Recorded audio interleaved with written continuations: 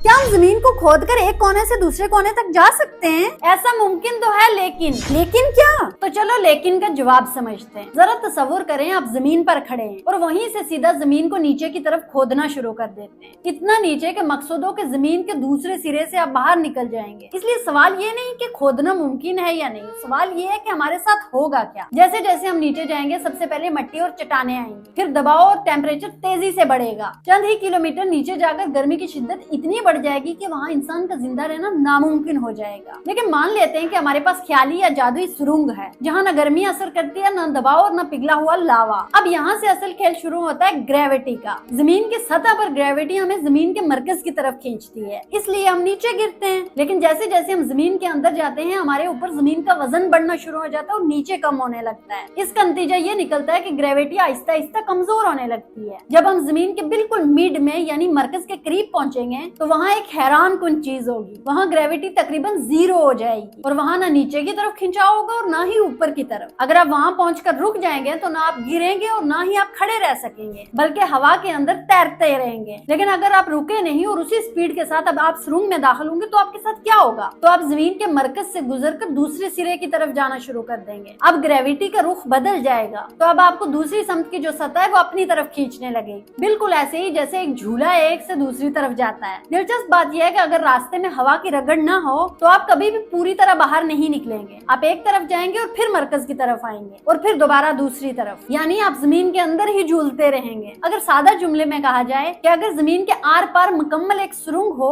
तो आप दरमियान में नहीं रुकेंगे, बल्कि आप ग्रेविटी के तहत बिल्कुल हरकत में रहेंगे। लेकिन हकीकत यह है कि जमीन की गर्मी, दबाव और पिघला हुआ लावा आपको कभी वहाँ पहुँचने ही नहीं देगा। तो अब तुम्हें समझ आया कि लेकिन का मतलब क्या था।